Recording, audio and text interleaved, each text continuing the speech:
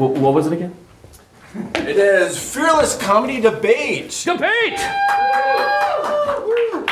Thank you, everybody. Well, as all of you know, Fearless Comedy, we do experimental things and trying things out for a new time, and this is a kind of a new concept that I'm trying out for a show. So, well, let's see how it goes. Actually, when I'm saying let's see how it goes, let's see if the slides work. Yay! Okay. So, Fearless Comedy Debate. What is it? Well, you may have seen the improv sketch form where there are PowerPoint slides and a presentation that someone does. This is a debate format, so what that means is we're going to have people come up, there are going to be four, and they're each going to take a position in a debate. And the debate today that I have chosen is on what is the best music? What is the best music? Each person will have 12 slides that they need to get through within 6 minutes. But how are we going to keep track of the time and how are they doing? Well, we're going to have two judges, and I'd like to introduce our judges. We're going to have Kayla Sotobeer, come on in, and Heather Rand McKay.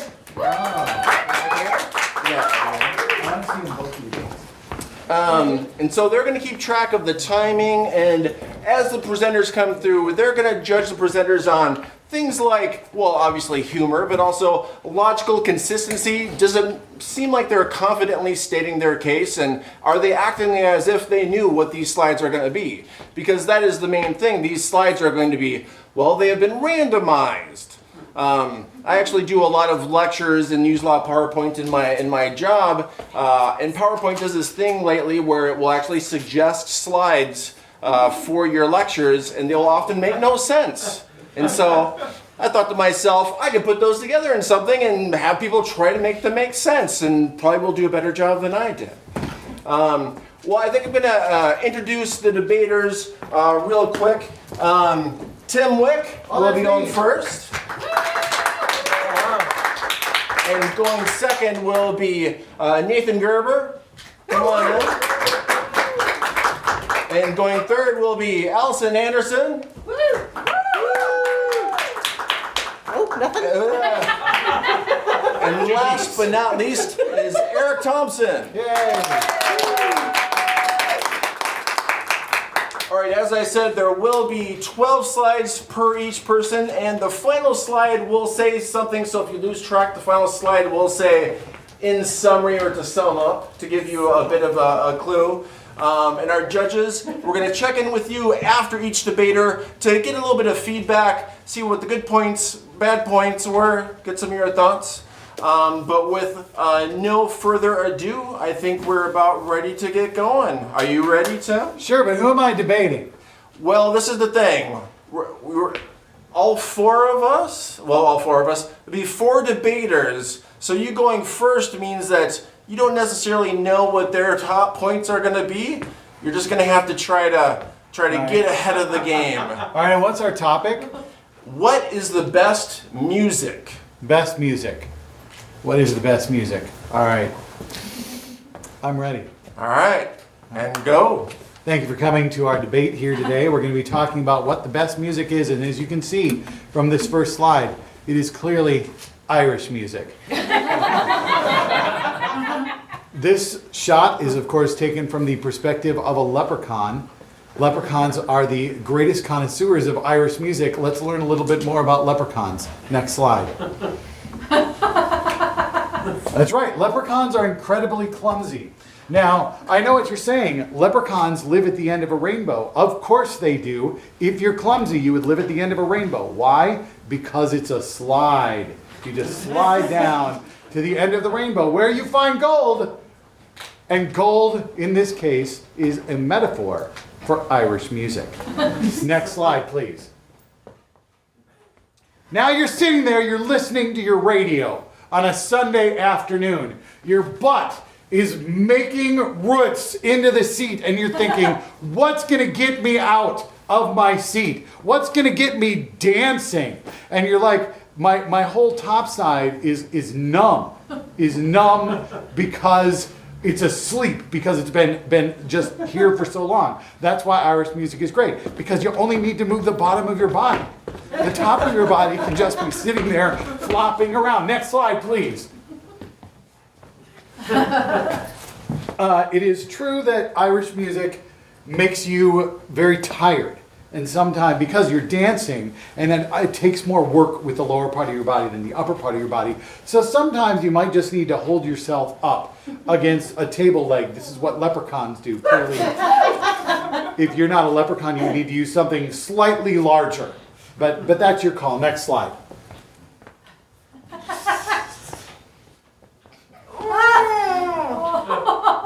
Yeah, so when you're performing Irish music, it can feel like something of a disaster.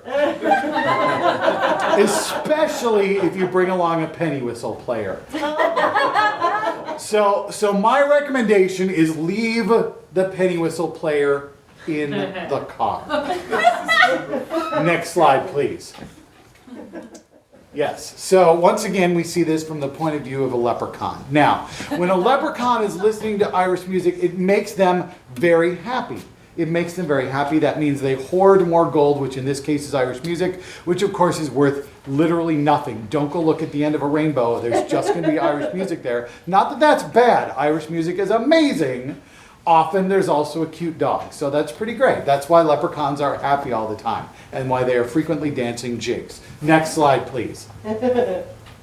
Okay, so Irish music has a very clear pattern to how it works. So you start kind of low, and it crescendos slowly, and then it quiets down a little bit, and then you get a nice little crescendo near the end. And as you'll notice, it's basically exactly the same for the entire time that you're listening to it. That's the amazing thing about Irish music. You can come into it 5 minutes into the song, same goddamn song as it was at the beginning. It's a 0-point entry music. Next slide, please. It's a little known fact that leprechauns transform into red pandas when they're listening to Irish music. So if there wasn't another reason to listen to Irish music, red pandas. Next slide, please.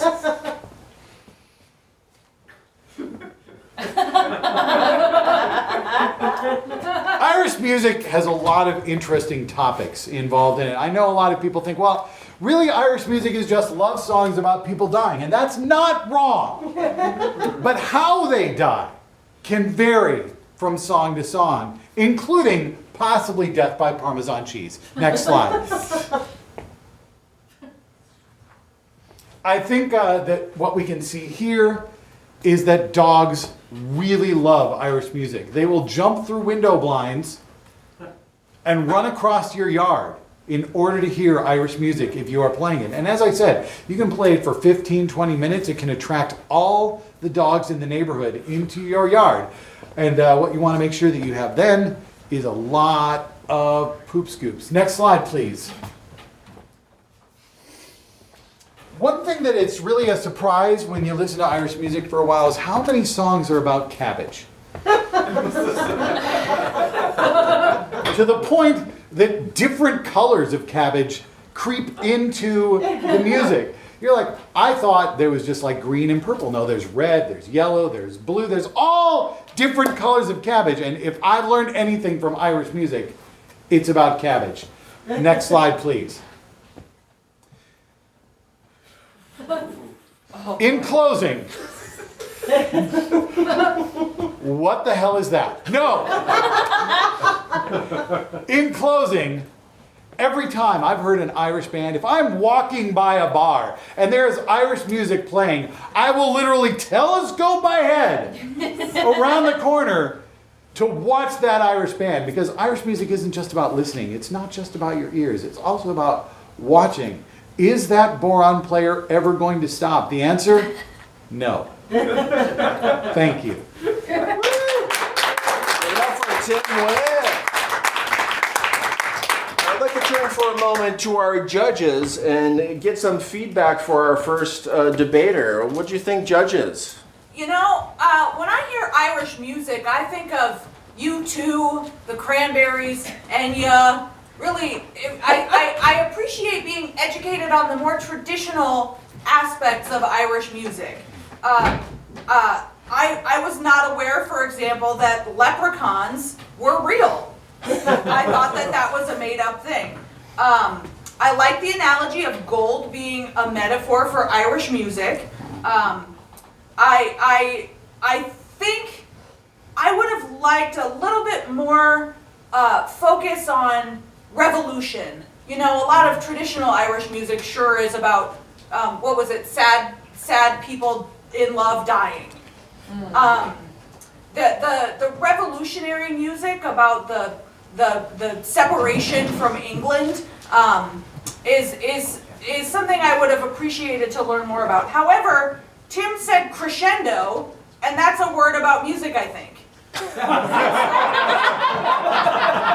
Sounds like an expert. I think so too. Okay. I'm hearing that that's a real word that means something about music.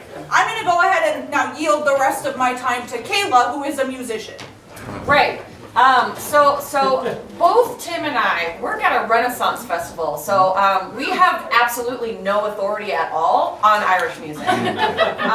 There were a couple points though that I would like to correct that were just factually they were missing some things. So like maybe work on some citations, Tim, because rainbows. They include leprechauns, but you forgot to mention that at the end of them is also gays. Oh. And I don't agree, Heather, I'm sorry, with the metaphor for gold in Irish music because no Irish music performer has ever made any gold or any music hall. But I did lose my penny whistle at a Renaissance festival. So like I do agree with the notion of leaving the penny whistle and the penny whistler in the vehicle at all times. Kayla, may I ask a question? Absolutely. Is the penny whistle the thing that attracts all the dogs? You know, thus far in my experience, I would say yes. Yes. Okay, so if you leave the penny whistler in the car, there will not be dogs? There will not be dogs, which is the Alright. only downside. I will say though that the penny whistler does the opposite effect on humans. Oh, So they will just leave. repel. Okay. They'll just leave. Okay, thank you. That's really good to know. And the last thing I'll say is, please, for everyone watching, don't eat the blue cabbage. All right, good advice as always. Thank you, Tim. I'm super creeped out that's still going. Yeah. Next slide. Wow, blank slide. Uh-oh, didn't mean to put that there. What's the next slide? Oh, go back one. All right. Well, this was an experiment, as I said. Well, we're going to bring on our second debater who is also going to debate the topic of what music is best, and he can interact with as much or as little as the previous debater as he would like. Let me introduce him here, Nate Gerber. Let's put away the persona of Nate Gerber for a little bit. Thank God. Because I want to introduce you to Trevor Hastings. Now, let's talk about credentials. I have written for the Rolling Stoner, Wired, and I was a singer in a cover band here in the cities. Yeah, we got to play the rock back when that still existed. So, that along with the tattoos and the fact that I used to drink at Grumpy's, my opinion about music is very important and you should listen. So, now, the topic of the best music out there, that's easy. Because the best musicians, and everyone knows this, great, is all of the musical theater kids who couldn't get into shows, got together and formed a group that you know as a cappella. That's right. They wandered the corridors of other regal tryhards, and they came out and said, no, we're gonna do this by ourselves. Next slide, please. Yeah. And it's tough being an a cappella musician because you got to take those careful steps and then just get in the face. That is the true experience of a good musician, is just taking it. Next slide, please. Also, their cells are made differently. A cappella musicians, there's something in their DNA that just says, let's take an already good pop song and create something that no one wanted to hear. But other musical theater dropouts. That is ingrained in their cells. Next slide, please. And the thing about doing a cappella music is that you just have to throw it out there and turn your back on it. Don't listen to the haters, and don't worry about the consequences of the horrors you have created as an a cappella musician. Just, walk away. Next slide, please. Now, the other thing about being an a cappella musician is having that, mean mug face, because especially in modern day music, it's all about the YouTube videos, and if you don't have the facial expressions to show your absolute disdain for the music that you're creating or stealing, then you're not a good a cappella singer. Next slide, please. Now, some people think that school is really important. That's why musical theater kids go to school, is they think it is so important. But if they were any good at it, they wouldn't fill out random bubbles on the test sheets. And that is why you get into, I have lost my point. Next slide, please.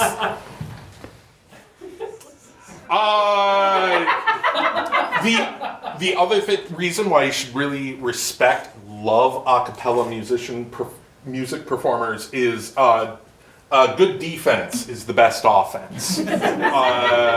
A lot of bitches are gonna come at you, and you just need to fight them off. Next slide, please. Now, your first couple performances as an a cappella performer, you're gonna see a lot of this. Just people noping out, oh my God, what did I walk into? And you're just gonna have to accept it, and that their pants may be full of poop from what you've done. Next slide, please.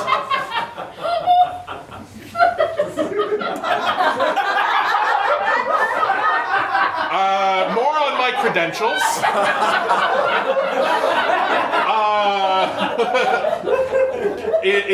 It's really important as a music critic to have hypertension. Thank you. Next slide.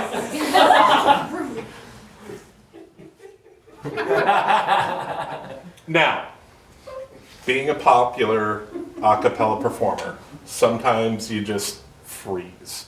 Your true friends are the ones who tip you over to check to see if everything's okay. And that is now taught in EMS training, emergency medical systems, is to are you okay? And then tip them over. Next slide, please. A cappella has become so inclusive now. I know that when you think of musical theater rejects, you're thinking rich white kids, and that is absolutely true. But look at Pentatonics, they got a beatboxer, and he's not white. Next slide.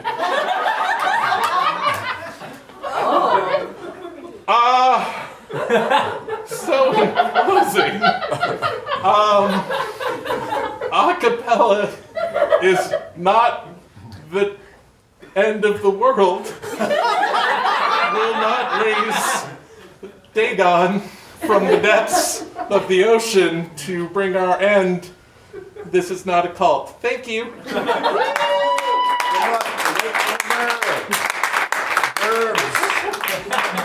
Well, all right.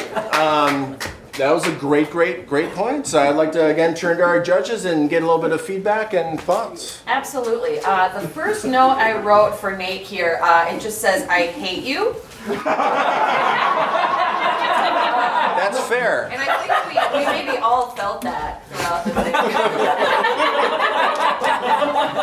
Now, as someone who has both experience in Irish music and a cappella, know that I also hate myself. But I will agree that the point about being a true good musician is just taking it. And it is true about the DNA as well. We all are horrifically depressed and have different DNA.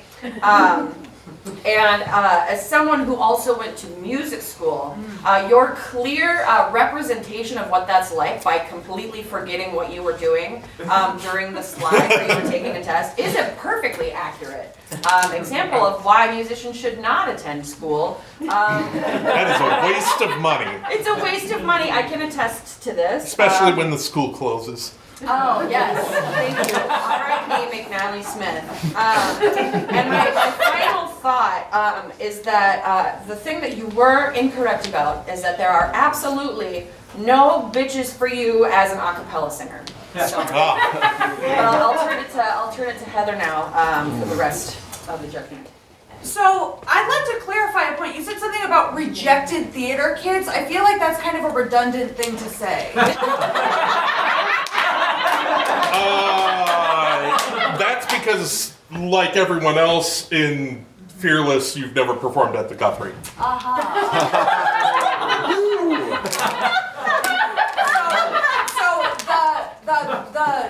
I would like to talk more also about the cellular structure of the a cappella singer. Is this a dominant or a recessive trait? Oh, thank God it's recessive. Okay. I really, one thing I admire about a cappella singers is their ability to ignore the haters. I feel like that absolutely is maybe the first thing that you should learn to be an a cappella singer. Yeah.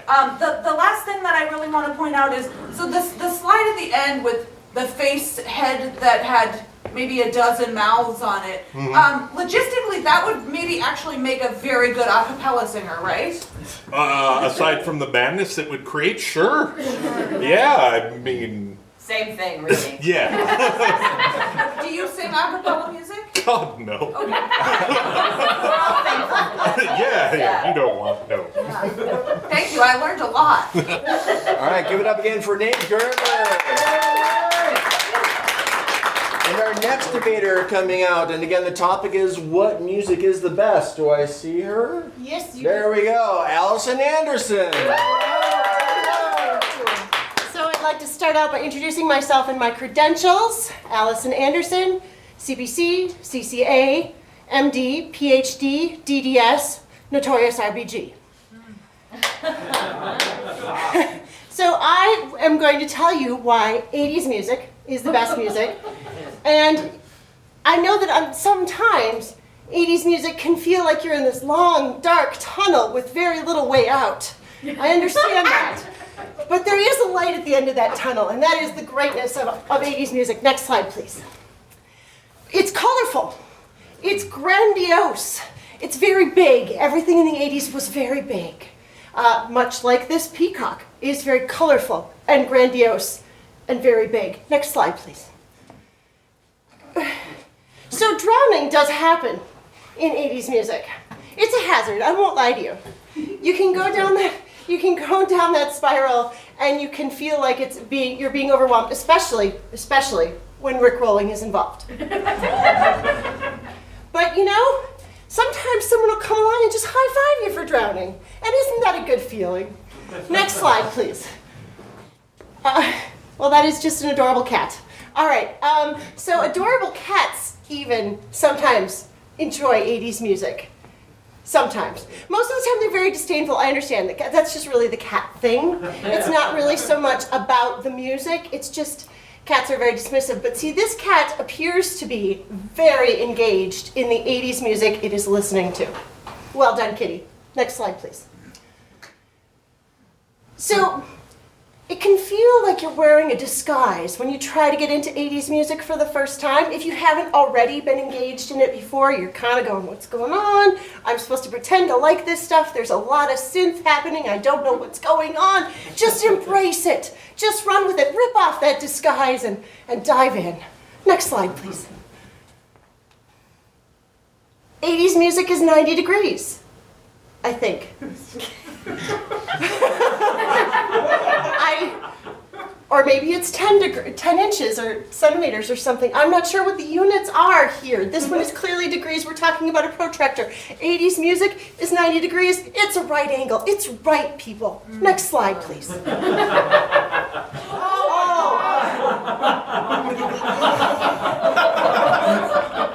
Wow. Okay. See, here's a perfect metaphor for 80s music. You start out, you're thinking, oh, it's kind of cute, and then it gets really disturbing. Really disturbing very quickly. And you sort of panic, but then you realize that your brain is like freed. It's opened up, and you have a new reality. Next slide, please. You very rarely encounter harmonicas in 80s music. But never, because there is Billy Joel. So yeah, Billy Joel could rock the harmonica. Next slide, please. Jesus doesn't like 80s music. It makes him curse. He's not happy about that. But you know, for the rest of us, we enjoy it. Next slide, please. Wow, that's just really pretty. Okay. 80s music can be very pretty and very wild and very unpredictable. There were some music videos. I'm stuck on the previous presentation. There are some music videos that had tigers in them in the 80s. That was a big thing, music videos. Next slide, please. 80s music does feed off your thoughts, but it's okay. And I'm going to tell you why. Because it only feeds off your thoughts to make you enjoy it more. Just like that. Just like that bubble on the second doctor there. It surrounds your head. Next slide, please. And in closing, when you listen to 80s music, you become a terrible skater. And you skate along and you just fall right into it. But look how you just become encompassed by the sound of the 80s music. Look at him, he's encompassed now. Here he comes, he's just skating along, he's just touching the surface of it, and then boom! He's in it, he's loving it. It's great. Thank you. Thank you, Allison. Well, we're going to have a little bit of feedback from the Yes, judges please. again. I really appreciate that you referenced a few 80s artists that I really hate. Okay. Yes. I feel like there might have been a missed opportunity to make an Eye of the Tiger joke. My brain sort of touched on it and then skipped right along. But I think one thing that your slides really encapsulated is the sort of vibrancy and colorfulness of 80s music. Indeed. A lot of 80s music seems to now be like utilized for pranking people, right? It's like true. the Rick Astley Like Rick stuff. rolling, yes. Yeah. So the cultural phenomenon of Rick rolling people is that in favor of your argument that 80s music is good, or is it in opposition to that? No one knows. Okay. Yeah, it's one of those things, there is no definitive answer in the universe because, of course, you'd have people from the camp that it is tremendous, it's one of the best things to come out of 80s music, and there are people who would argue that it's the worst thing to happen, but the bottom line is nobody really understands it. It just happens. And with your credentials, if anyone was going to understand it, Really, I yeah. think it would be It would be me. a dentist, medical doctor, Yes. maybe certified public accountant. I didn't have CPA in there, but I'm working on that Okay, one. I'm so working on a that real octuple threat. one. Yes, yeah. Thank you. Thank you. Wonderful. Yeah, I couldn't tell if you actually liked 80s music. And I respect that. I completely respect that. And I actually, I want to give you bonus points for not making a reference to Eye of the Tiger. Oh, okay. I'm so sick of it. I'm so sick of it. So thank you. And I will say, I agree, Jesus does not like 80s music at all. No, it makes him curse. It's really a curse. It's terrible. And the last thing I'll really say is if 80s music does feed off my thoughts, then I have to go back to therapy like right now.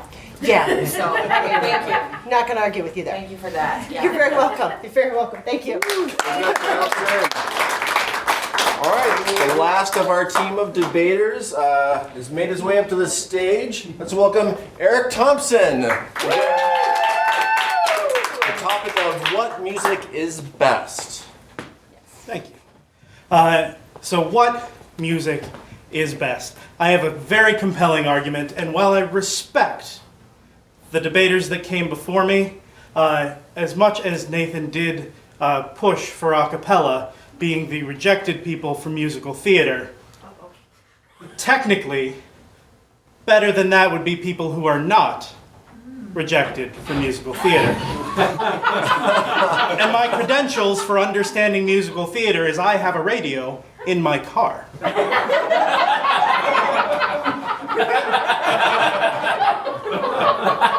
Now, when you first approach musical theater, it can feel like a maze. You can feel lost. It branches in so many directions. Some of the stories are so deep, and some of them are not. And it's difficult to tell where you should start. You don't want to get into something like Cats right off the bat, unless you take a lot of drugs, and then you might just stumble into Cats right off the bat. So I'm going to help you navigate this maze. Next slide, please. Now, we all know that Russia has been in the news lately. But I will remind you that in Russia, there is a roof. And on that roof, there is a fiddler. If we are going to relate to anyone in Russia, it is one Tevye. Because who here has not said, if I were a rich man or woman or person? Respectfully, but for Tevye knows who he is, if he was a rich man. And which of us would not biddy diddy diddy diddy diddy diddy dum? Next slide, please.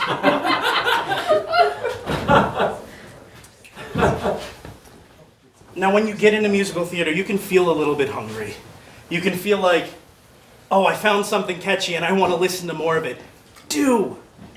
Get the whole CD and play it in your car, where you can sing along in a shrill voice that doesn't match the performers, but no one cares. And once you've fed that hunger, and you have someone else in your car, and you hit play, and you glance over, and you see if in those first few bars they start to like bob along like they know it, and then you know you have a friend for life. Because you both are going to scream out the lyrics to that song, and neither of you will be on key, but damn it, you are doing it. Next slide, please. Now, I mentioned Cats. Some of us want to know what it's like to be a Jellicle cat. Some of us don't.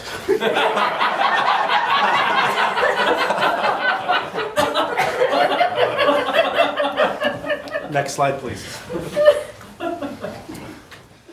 Now, if you're talking about performance shows that are big and traveling, you have, of course, one that is slightly problematic. You have one, The Greatest Showman, that very much takes a topic that is a little bit troublesome and kind of paints it in an easier light. And we don't want to lose that history. But they are a good starting point where you start to learn a bit about it. It is still fiction. But it is a fiction that has an entry point where you can actually learn.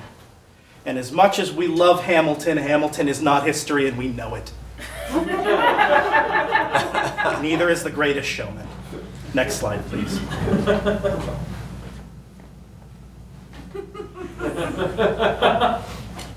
Now you're going to want to try out some of the dance moves that you see on stage. They do amazing things that they have trained for, and they may look very, very cool. But I will tell you, as much as you shrilly sing this in your car, you have that exact aptitude for moves like this. And that's okay, because other musical theater nerds will appreciate it. If they're like, what the hell was that? And you're like, oh, Act 2, Scene 4, Rent. And they're like, oh.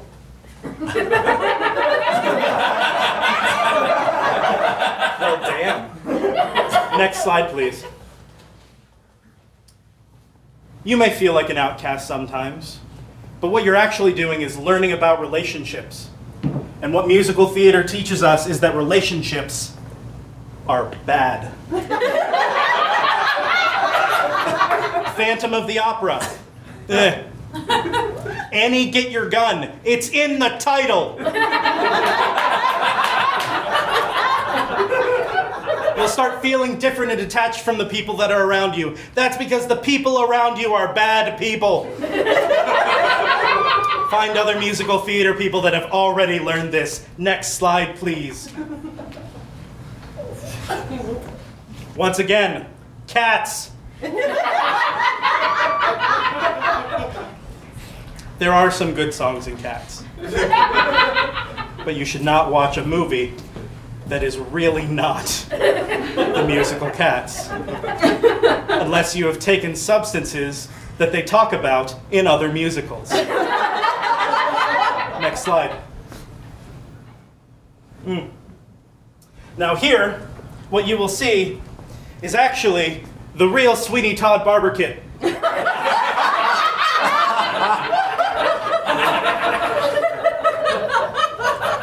This is more of informative. It's one of my favorite musicals, and in case you would like to put it on, this is exactly what you're going to need, and nothing more.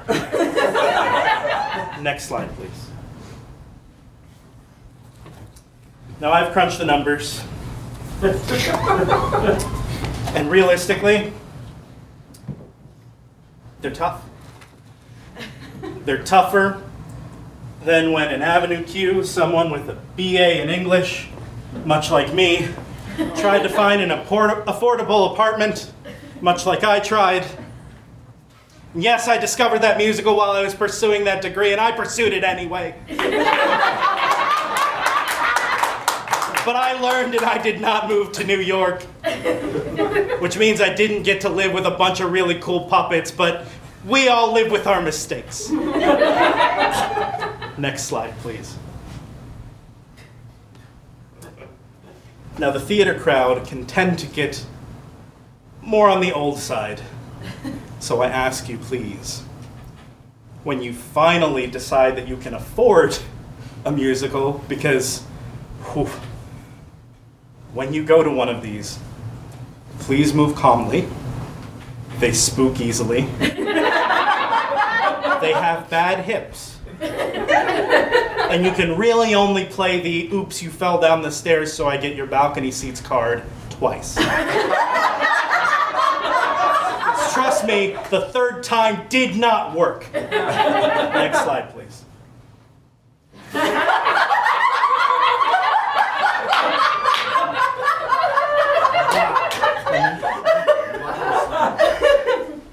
In closing, Wicked is a very difficult musical. The scenes where Elphaba flies, you have a haggard stage manager in some high place who has to make sure she's okay, and then has to be back down to change the scenery in 2 seconds. Respect your stage people. Thank you.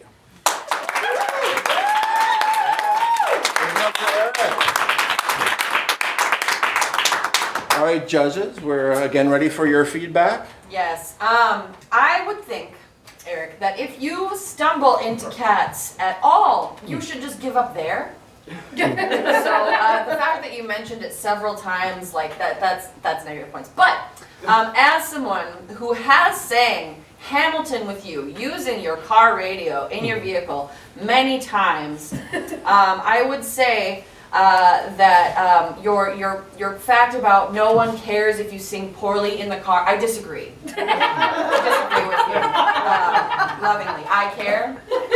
I'm sorry this is the way to tell you, but you know, it had to come out sometime. Get so. your own ride next time. Yes, say this to the judge, that's fine.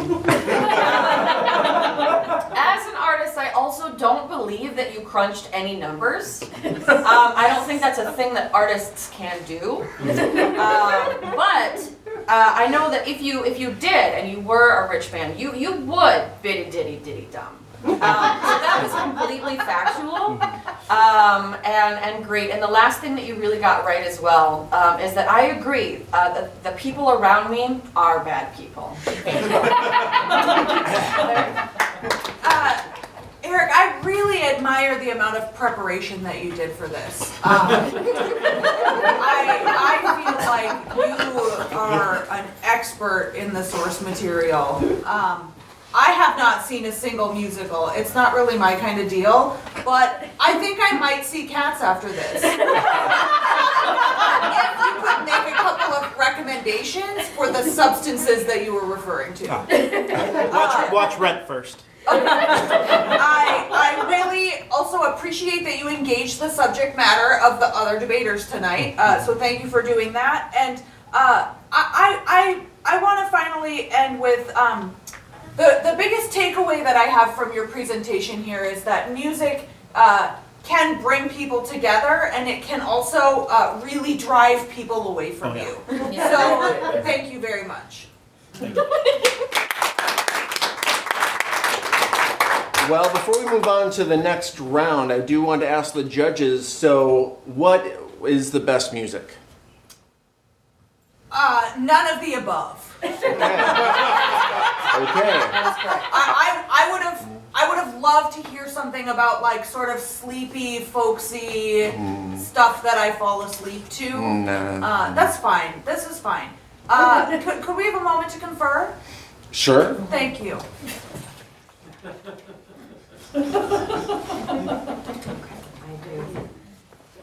All right. So we would like the teams to be led by Eric and Allison.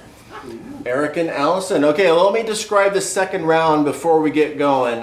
So the second round is going to be teams, and they're going to debate a topic. And I took a census outside beforehand to pick the topic. They're going to decide pro or con. The topic is humanity. Humanity. And so I would actually like you judges to pick what team would it be that would be arguing pro and what team would be arguing con. And then we'll have the pro humanity team go first. And what will happen is we'll do another set of slides, but that team each will take one slide as a time, and they will work as a team to try to make the larger point of whether they are pro or against humanity. Whichever team is against needs to have Nate on it.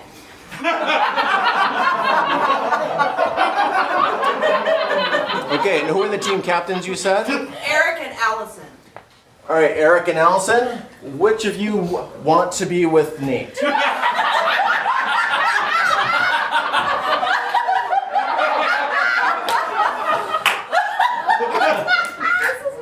Okay, I don't know which is winning and which is losing. Fine, I'll take it.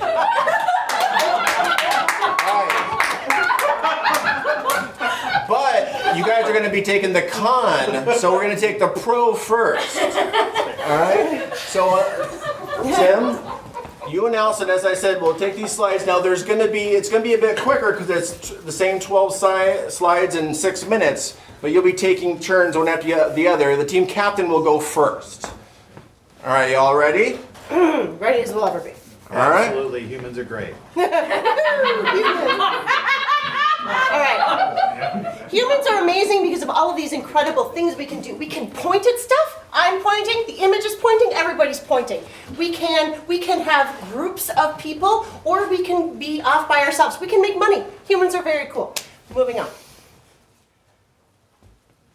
Science tells us a lot of things. And you know why science tells us things? Because humans discovered science.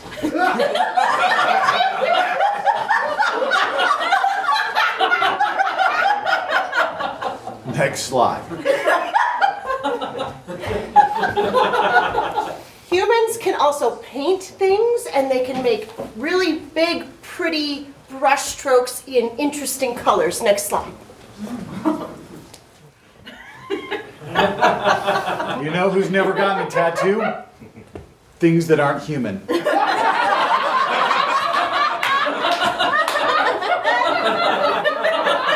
And I want you to remember that when Nate comes out here with his tattoo.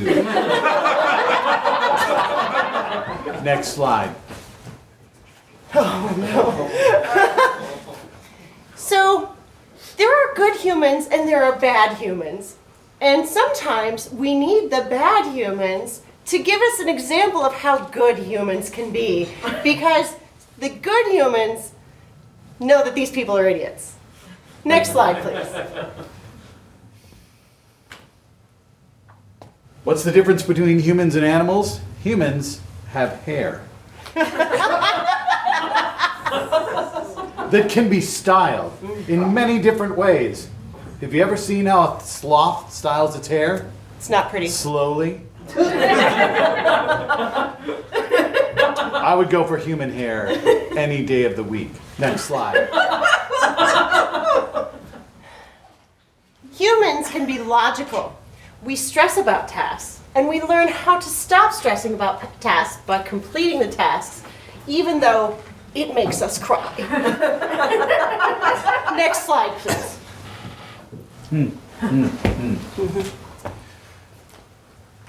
Humans move from continent to continent. Unlike animals, which have evolved to exist in certain small areas, we as humans said, screw that.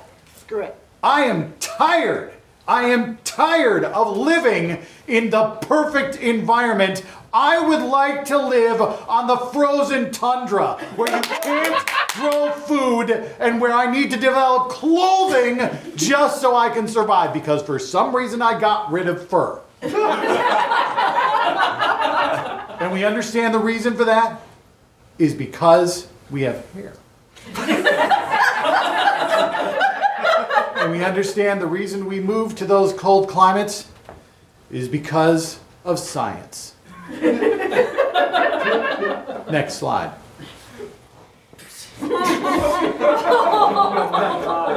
So, humans have also developed some fun and interesting ways to mess with each other. One of those ways is to put each other in assisted living. Another one of those ways is to do something called gaslighting. Sometimes we do both of those things together. And that is why we are awesome. Next slide. Math. Math leads to science. And science leads to fabulous hair. Next slide, please. Humans love spring. And the first sign of spring is the first robin. And there he is. Isn't he happy to be here? Next slide, please. And in closing, have you ever been to an open mic night with animals? It's not pretty. Elephants tell really, really bad jokes. What's the real reason humans are awesome? Oh, it's science, it's hair, but it's also humans are funny. Elephants are not. No. Thank you.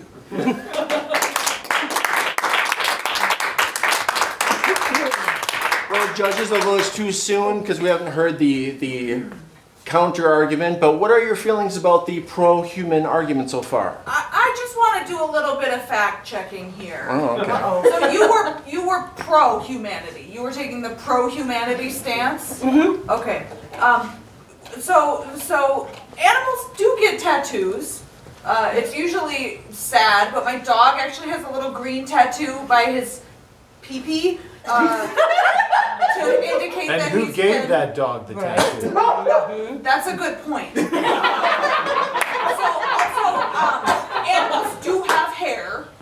That is also a thing that is true. And finally, there's Is it as fabulous as ours? I probably should do a little more research on that subject. So there's animals that move around from place to place too. That would be like birds, I mean, whales, butterflies. There's all kinds of migratory patterns. they say I the think- whales stay in the water and the birds stay in the air. I don't see your point. I think you two did a really great anti-humanity debate. That stings a bit. That stings a bit. Yeah. The only thing I have to say is that I would like to see an open mic night with animals. I would like to see that. And He's right about elephants. Their punchlines just really. Sure. Yeah. And I think that all of us here in Minnesota understand that humans moving to colder climates is just a terrible thing about humanity. And thanks for bringing that up. I do feel like that's more of an anti-humanity thing. But as a recovering goth, I'm into that. So. Give it up again for Tim and Allison. Now for the anti team, we're gonna have Eric and Nate. Really fast. Really fast. Really fast.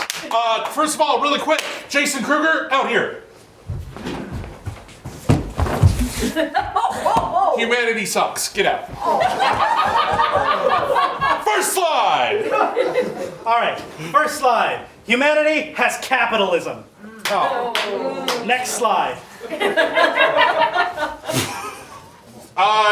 Humanity, like, they think they know art, but they don't know art. They just think that if they make some pretty swirls and they use the Fibonacci sequence, like, ta-da!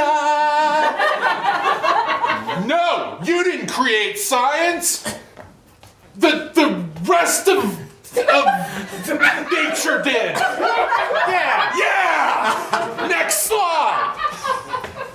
Elephants are in fact very funny. It's mostly physical comedy, so I guess you can't appreciate it. Next slide. Yeah. You know who doesn't blow out each other's buttholes? Animals. They didn't invent Taco Bell. We did. I'm sorry. Next slide. Bubbles, not human. Next slide.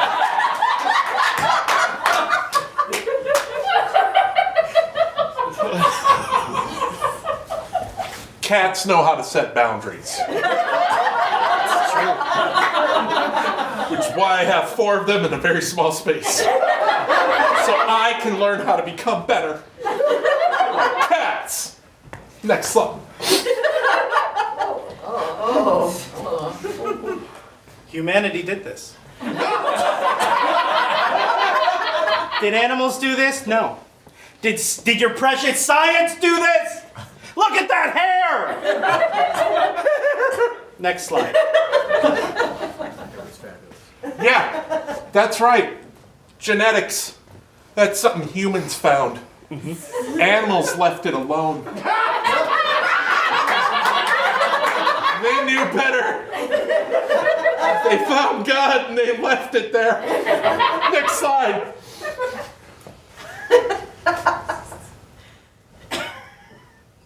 Next slide.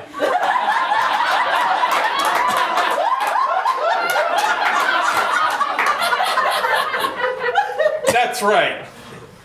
Humans made science, and this is what happened for 2 years with us. The pandemic. Yeah. We fucked around. We found out. Life found a way. Yeah. So Jurassic Park's next. Next slide. Yeah, see this? Board meeting. They're approving Jurassic Park. Humanity's problem. Next slide. So in closing, things only get worse when we work together, which is why I have tried to leave everything Eric does. This is what happens when you trust. This is Thank you. And Colin. Judges, can we get some feedback on the anti-humanity argument? Too real. And with the addition of Jason Kruger, I just, I've worked with all of, that's all I got, Yeah. Overall, I mean, good point. yeah. All right, can I get everyone out here for one more? Just want to thank everybody for such a great show. We're running out of time. We ran out of time, so I just want to thank everyone for coming out. And as I said, this was experimental and randomly shuffled slides, and I thought they did an amazing job of making it make sense, right? Congrats to all of you for being master debaters. Put that on my resume.